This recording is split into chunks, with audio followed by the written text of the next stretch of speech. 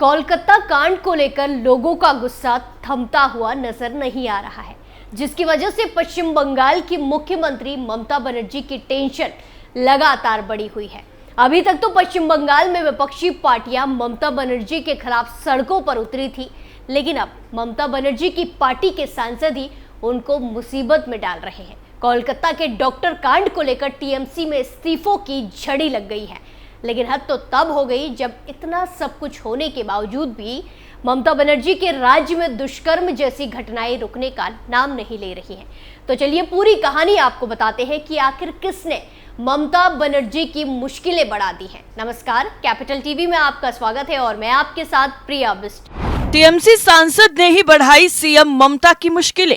नए कांड से पश्चिम बंगाल में फिर से बवाल। पश्चिम बंगाल की मुख्यमंत्री ममता बनर्जी को उस वक्त बड़ा झटका लगा जब पार्टी के सांसद ने इस्तीफा दे दिया। जी हाँ, कोलकाता के आरजीकर अस्पताल में लेडी डॉक्टर के साथ हुई दरिंदगी के विरोध में तृणमूल कांग्रेस टीएमसी के राज्यसभा सांसद जवाहर सरकार ने इस्तीफा दे दिया है, जिससे टीएमसी में भगदड़ मच गई है। उन्होंने पार्टी सुप्रीमो ममता बनर्जी को पत्र लिखकर कहा कि मैंने अपना पद छोड़ने का फैसला लिया है। जवाहर सरकार ने ममता बनर्जी को लिखे पत्र में कहा कि उन्हें उम्मीद थी कि आरजीकर अस्पताल में हुई दरिंदगी को लेकर वो तुरंत कोई सख्त कदम उठाएंगी।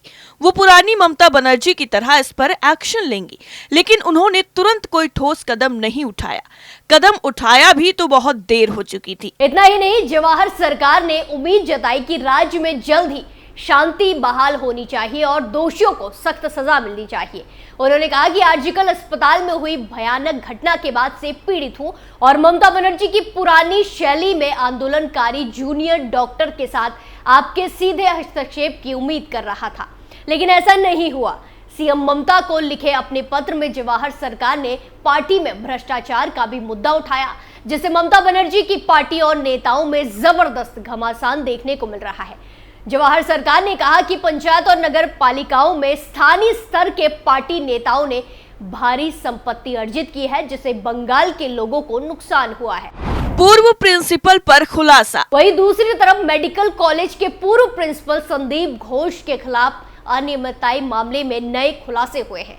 सीबीआई सूत्रों के मुताबिक घोष ने अपने करीबियों को अस्पताल में कई टेंडर दिलवाए थे, जिसमें सुमन हजारा नाम के एक दवा वेंडर को सोफा और फ्रिज सप्लाई का कॉन्ट्रैक्ट दिलवाया गया था। घोष के सिक्योरिटी गार्ड की पत्नी अस्पताल की कैंटीन चलाती थी। पूर्व प्रिंसिपल पर अपनी पसंद के डॉक्टरों की नियुक्ति के लिए मेडिकल हाउस स्टाफ की भर्ती में भी गड़बड़ी का आरोप है। सीबीआई ने 2 सितंबर को संदीप घोष, उसके गार्ड अफसर अली और 2 दवा वेंडर्स बिप्लव सिंघा, सुमन हजारा को गिरफ्तार किया था। घोष ने 9 अगस्त को ट्रेनी डॉक्टर से दुष्कर्म हत्या की घटना के बाद 12 अगस्त को पद से इस्तीफा दे दिया था। वो फरवरी 2021 से मेडिकल कॉलेज का प्रिंसिपल था। सीबीआई जांच में वित्तीय गड़बड़ी से जुड़े खुलासे। वहीं दूसरी तरफ वित्त गड़बड़ी से जुड़े भी कई तरह से खुलासे हुए हैं सीबीआई की जांच में। दरअसल संदीप घोष ने मेडिकल हाउस स्टाफ की नियुक्ति के लिए एक इंटरव्यू सिस्टम शुरू किया। हालांकि अस्पताल में इंटरव्यू लेने वालों का कोई पैनल नहीं था। नियुक्ति से पहले इंटरव्यू के फाइनल मार्क्स जारी किए जाते थे। घोष पर कई योग्य ट्रेनी डॉक्टरों को नियुक्त नहीं करने का आरोप है। संदीप घोष 2016 से 2018 के बीच मुर्शिदाबाद मेडिकल कॉलेज में पोस्टेड था। वो तब से विप्लव और सुमन को जानता था। घोष ने अपने सिक्योरिटी गार्ड विप्लव और सुमन के साथ भ्रष्टाचार का नेटवर्क चलाता था। घोष ने आरजीकर मेडिकल कॉलेज में प्रिंसिपल बनने के बाद विप्लव और सुमन को कोलकाता बुला लिया। उसने दोनों वेंडर्स को अस्पताल के कई टेंडर दिलवाए। घोष का गार्ड अस्पताल के लिए बायोमेडिकल कचरे को बेचने के लिए भी वेंडर से कांटेक्ट करता था। विप्लव मां तारा ट्रेडर्स, बाबा लोकनाथ, याशा इंटरप्राइजेस के साथ साथ कई कंपनियां चलाता था। वो इन सभी कंपनियों के नाम पर अस्पताल में टेंडर्स के लिए अप्लाई करता था, ताकि टेंडर के लिए मार्केट में कंपटीशन दिखे। इसी में किसी एक कंपनी को टेंडर मिलता था। सीबीआई को विप्लव की कंपनियों को टेंडर दिए जाने के तरीके में भी कई खामियां मिली है। सीबीआई ने कहा कि वर्क ऑर्डर के लेटर कॉलेज के कई अधिकारियों को लिखे जाते थे, लेकिन उन्हें ये लेटर कभी सौंपा ही नहीं गए। इसका मतलब टेंडर प्रोसेस में अन्य अधिकारियों को शामिल नहीं किया गया। एजेंसी के मुताबिक घोष के गार्ड की पत्नी नरगिस की कंपनी ईशान कैफे को अस्पताल कैंटीन का ठेका मिला। संदीप घोष ने गार्ड की पत्नी की कंपनी को नॉन रिफंडेबल कॉशन मनी भी लौटा दी।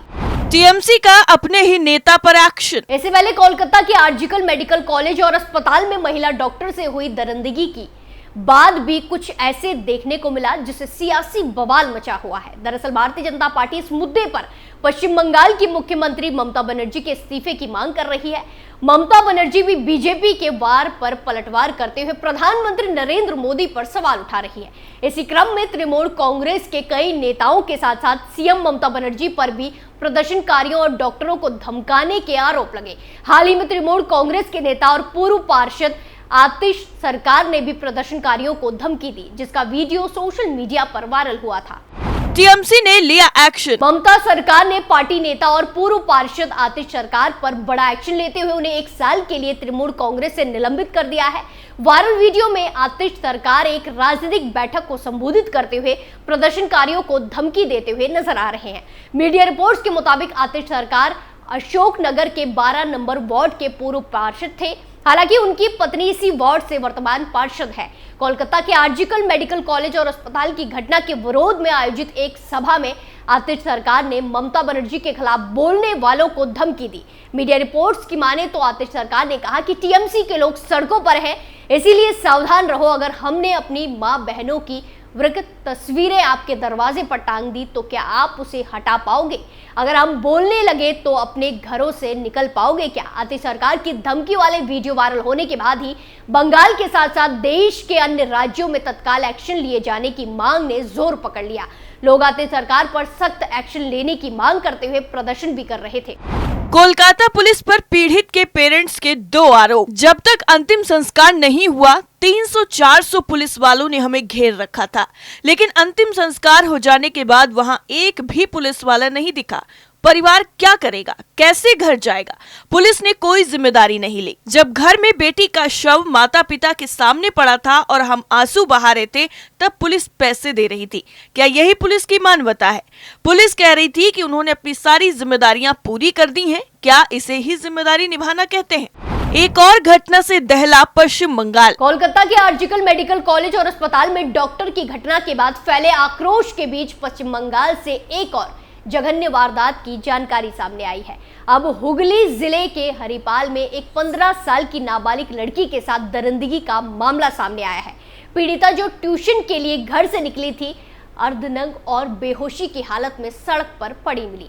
ये वारदात 6 सितंबर की बताई जा रही है। इस मामले में बंगाल पुलिस ने पीड़ित परिवार की शिकायत के आधार पर पॉक्सो एक्ट के तहत मामला दर्ज कर लिया है। पुलिस ने नाबालिग पीड़िता को अधनंग व्यवस्था में पाया। ये घटनाक्रम ऐसे समय में हुआ है जब राज्य में महिलाओं की सुरक्षा की चिंता को लेकर विरोध प्रदर्शन और आक्रोश भड़का हुआ है, खासतौर पर जब डॉक्टर की दुष्कर्म और हत्या का मामला ही सामने है। 15 साल की किशोरी के साथ घटे मामले में बीजेपी ने ममता सरकार पर तीखा हमला बोला है। बीजेपी पश्चिम बंगाल को महिलाओं के लिए असुरक्षित स्थान कह रही है। बीजेपी ने पुलिस पर वारदात को छिपाने की कोशिश के भी आरोप लगाए। बीजेपी नेताओं ने कहा कि पुलिस ने अस्पताल को घेरेबंदी कर दी है और मीडिया को अंदर जाने से रोक दिया गया है। बीजेपी के social media head Amit Malviya ने लिखा कि ममता बनर्जी की पुलिस ने अस्पताल को घेर लिया है, मीडिया को अंदर जाने की अनुमति नहीं दी जा रही है और स्थानीय टीएमसी नेता ये सुनिश्चित करने के लिए इधर उधर घूम रहे हैं कि ये घटना रिपीट ना हो। मालवीय ने पश्चिम बंगाल को महिलाओं के लिए सबसे असुरक्षित जगह बताते हुए मालवीय ने मुख्यमंत्री ममता बनर्जी के इस्तीफे की मांग की है। उन्होंने आगे कहा कि ममता बनर्जी विफल हो गई है, उन्हें तुरंत पद छोड़ देना चाहिए, बहुत हो गया। उन्होंने बलात्कार और पॉक्सो मामलों को निपटाने के लिए फास्ट ट्रैक कोर्ट भी नहीं बनाए हैं। यानी कुल मिलाकर पश्चिम बंगाल में ममता बनर्जी बुरी तरीके से फंस गई है। स्पेशल स्टोरी में फिलहाल के लिए इतना ही। बाकी तमाम खबरों के लिए देखते रहिए कैपिटल टीवी। नमस्कार।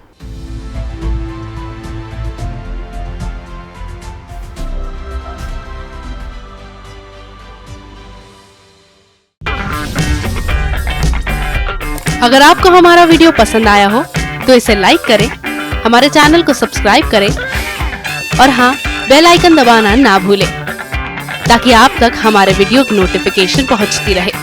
आप अपना सुझाव हमें कमेंट बॉक्स में दे सकते हैं। हमारे साथ जुड़ने के लिए शुक्रिया।